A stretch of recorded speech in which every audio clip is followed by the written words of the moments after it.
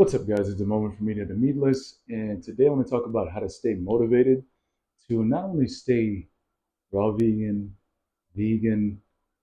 or whatever you guys may be.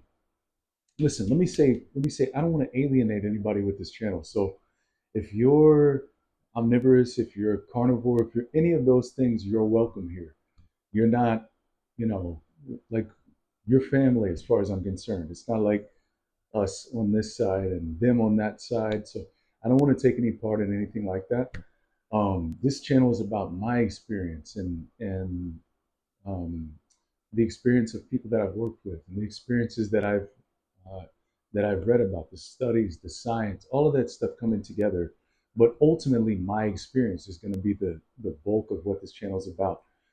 So we can share and we can compare and we can contrast ideas and experiences and all that kind of thing. I'm completely open to that.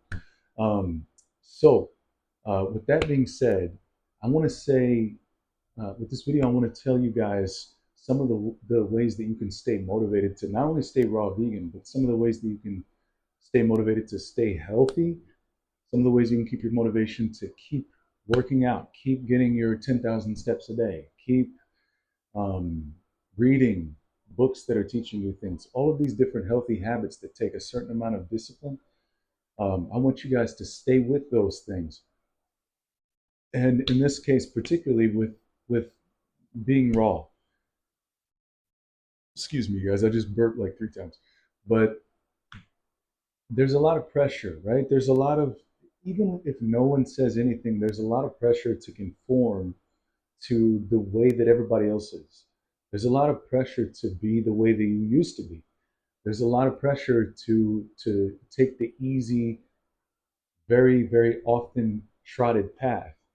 But when you do that, you can see the masses and what they get, where they get. You can see where that leads you. But if you decide to take a path that's less um, uh, a path that's less traveled, if you decide to take a path that is um, if you decide to take a path that is less often walked, if you decide to take a path that is different and unique, that can offer you a different level of experience in this life, then it's worth whatever discipline it requires. It's worth whatever discomfort that it requires. So, how do you stay motivated to stay raw vegan? It's simple. You're in love with an idea. That's what it starts out as, right? You have this idea that being raw vegan is going to produce a certain result in your life. You have this idea that being raw vegan is the natural way. It's the most natural way. You have this idea that being raw vegan is the fountain of youth or a catalyst to help you in your spiritual growth or um, whatever it is, right? So you have your original idea or ideas that you fall in love with, and you see people that are living examples of those ideas being truthful, of those things being real potentials that you could experience someday. So then you fall in love with that, and then you start, right? You get this inspiration, and then you start. But whenever you start, you come up against different challenges, and those challenges sometimes you forget when you're dealing with challenge after challenge after challenge. Sometimes you forget, you get in weakened states mentally where the challenge might get the better of you. You might fall, you might fail. Let's use raw vegan specifically as an example. You might eat something cooked, you might eat something that's, not vegan. I don't know. You listen. I want you guys to know that it's okay. It is okay if that happens to you. That's okay. It's not the end of the world. It's not, you're not a failure because you eat something that's cooked. You're not a failure even if you accidentally eat something that's not plant-based. Even if you purposely eat something that's not plant-based, maybe you do that, but you still feel that call. Now, I believe that we go raw vegan over time, most of us, right? Like we are typically we rise in vibration, right? So we start out and we might be eating the standard American diet. I'll use myself as an example, guys. I started out eating a standard American diet. When I was 15, I started working out for football. When I was about mm, 16, 17, I learned because I put on some muscle, right? At 15, I put on some muscle by the time I was 16, but I wanted to put on more. I wanted to get much bigger than what I was. And so the way that I did that was I learned. I threw myself into learning everything I could. The internet was new back then at this point, and there were forums. There were these forums where we used to go, and on the forums you had guys like bodybuilders and other guys that were just like athletes or whatever, and they were telling me how to gain a lot of muscle. And what something they told me that I didn't know was that you have to eat a lot. They were like, you have to eat a lot. Like you have to force feed yourself. And so I was like, okay, I'd never heard that before. So I started doing that. And then I was able to put on 25 pounds in a summer, right? So, you know what, guys? This is so funny. I'm so busy adjusting the camera that I forgot why I went into that story. But uh, but anyway, I hope that tied in. I was going to tie that story into something else, but we'll have to see where this goes. Um, but yeah, that being said, you you have to be in love. Like here I am. I started when I was 15. I'm about to be 38 years young and young.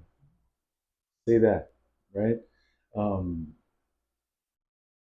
but I started out at 15, and here I am, right? When I was about 16, 17, that's right, 16, 17, I learned that I had to eat more.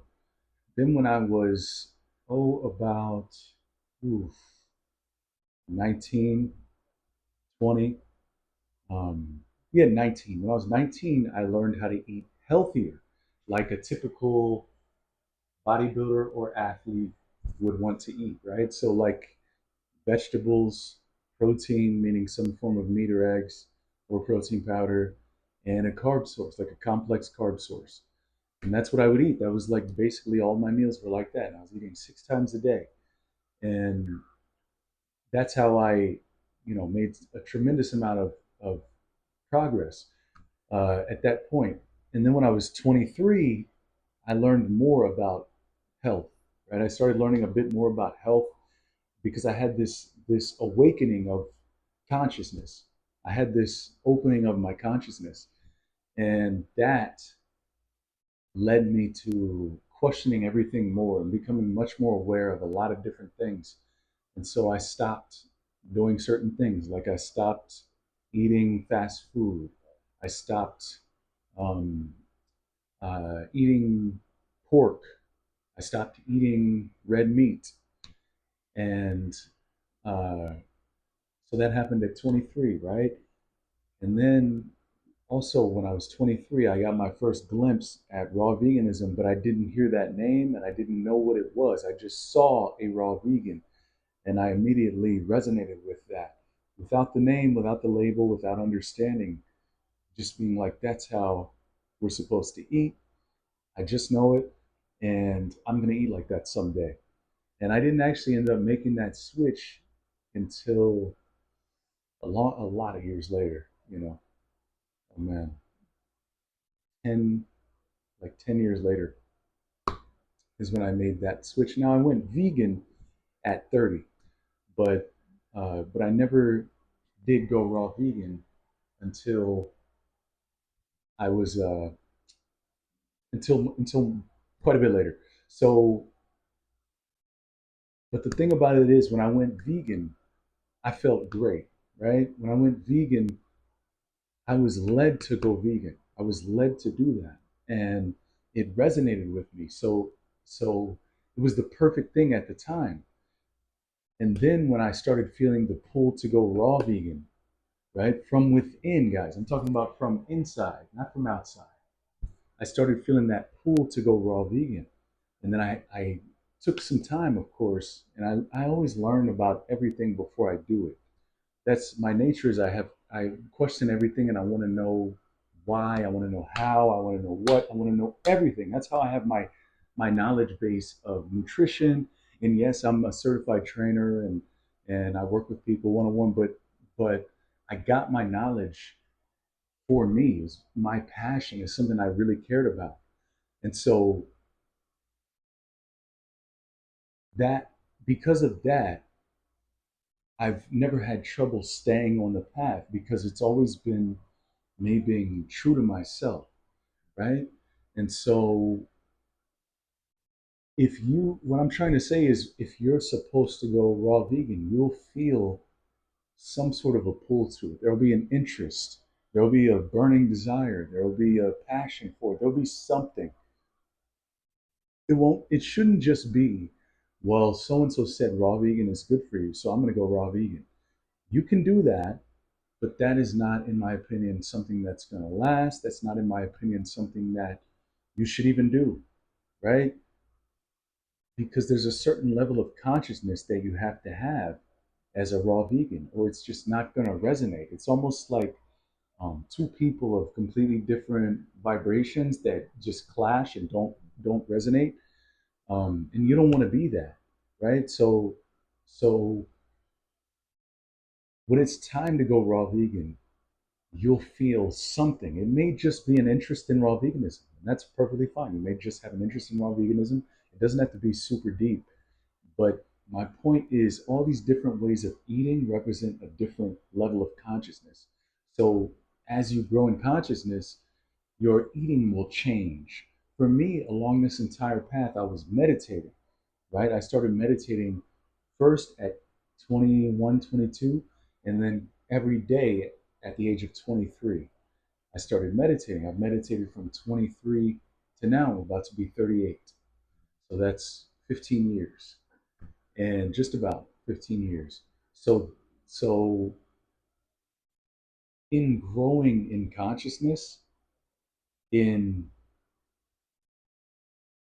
expanding as a human being, my awareness expanding, my compassion expanding dramatically, tremendously, my compassion expanding, going from being somebody who was, you know, more of a street kind of a person to someone who has so much compassion, who literally doesn't want to hurt a fly, literally, someone who really has a heart to help everyone, anyone and everyone, whether they're human, animals, plants.